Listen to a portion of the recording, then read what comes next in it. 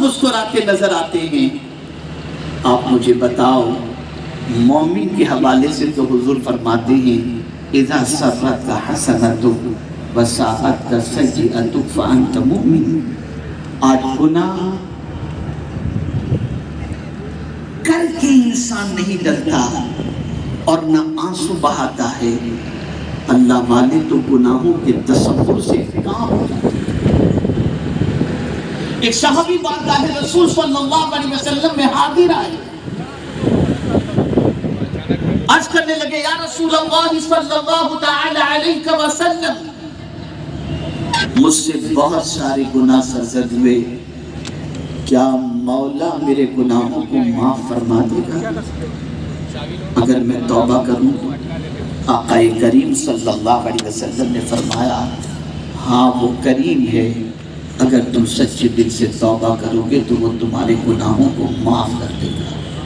سبحان اللہ. بے شک. اب اس کے بعد جو سوال انہوں نے پوچھا دیکھیے آپ, عرض کرتے ہیں یا رسول اللہ صلی اللہ تعالی علیہ وسلم, کیا مجھے گناہ کرتے میرے رب نے دیکھ لیا ہے؟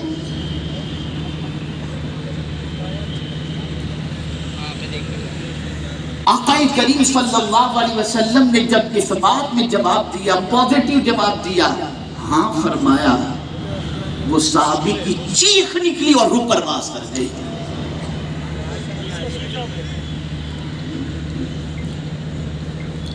اندازہ لگائیں آپ,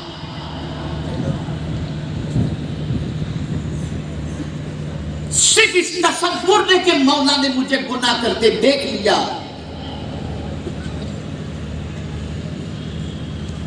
سینے سے روح نکل جاتی ہے. میں پوچھنا چاہتا ہوں انسان گناہ کیوں کرتا ہے؟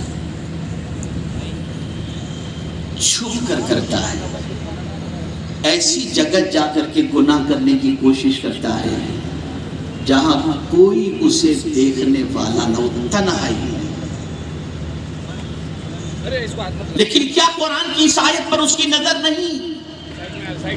ان اللہ لا یخفی علیہ شیء فی الارض ولا فی السماء.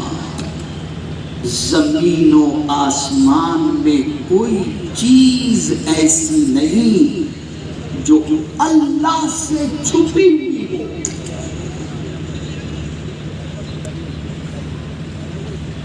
جب کوئی چیز اس سے چھپی نہیں تو تم کہاں سے چھپ سکتے ہو؟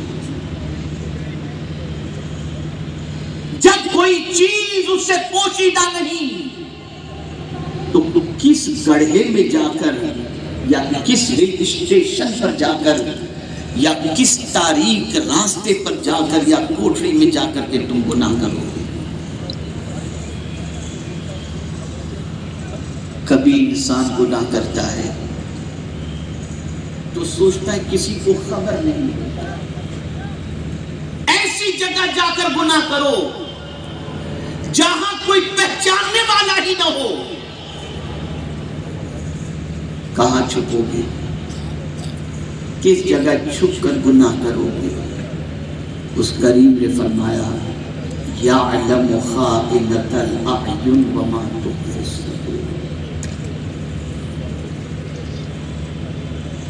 وہ آنکھوں کی خیانت اور دل کے بھید کو بھی جانتا ہے. اس لیے کوئی تمہارا پہچان والا ہو یا نہ ہو, تم جہاں رہو گے وہاں تمہاری ہر چیز سے مولا باخبر. کہیں قرآن نے کہا وَهُوَ مَعَكُمْ أَيْنَمَا كُنْتُمْ, وہ تمہارے ساتھ ہے تم جہاں کہیں بھی ہو.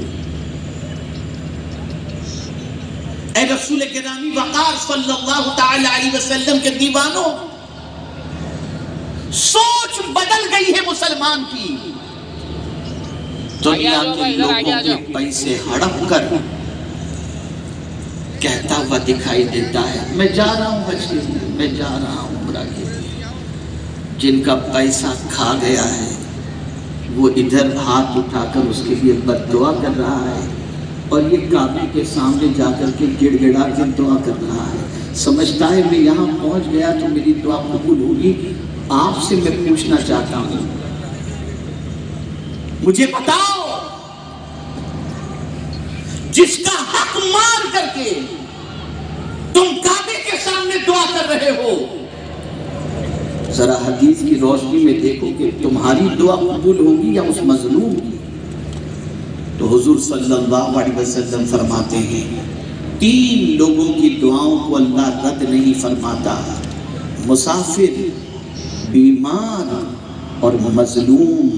جب کوئی مظلوم اللہ کی بارگاہ میں دعا کرتا ہے تو عرش اعظم ہل جاتا ہے اور پروردگار جل جلالہ غضب میں آ جاتا ہے۔ اس کی دعا کو مولا رد نہیں کرتا۔ کانسیپٹ غلط ہو گیا، سوچ غلط، اس لیے کہ ہم نے فضائل اتنے بتا دیے کہ آدمی یہ تصور کرتا ہے سارے گناہ وہاں جا کر کے معاف، کوئی 40 دن کے چلے میں جا کے معاف، کوئی پیسہ گبن کر کے جا کر کے عمرے میں معاف، کوئی ہضم کر کے معاف۔ یہ سب ایسے نہیں ہوتا، بے شک بہت خوب، اس طرح سے نہیں ہوتا۔ اور ایسے ظالم بھی امت مسلمہ میں ہیں جو حاجیوں کے اور عمرہ کرنے والوں کے پیسے کھا کر کے بیٹھے۔ جس قوم کی یہ سچویشن ہو، آپ مجھے بتائیے کیا ہوگا؟ چھوڑو، ظاہری گناہ بھی چھوڑ دو، باطنی گناہ بھی چھوڑ دو، اور یہ بات ذہن کے اندر محفوظ کر لو، چھوڑنے پر، بہت ساری چیزیں چھوڑنے پر جو مقام ملتا ہے وہ کرنے پر بھی نہیں ملتا۔ کرنے پر جو نہیں ملتا وہ چھوڑنے پر مل جاتا ہے۔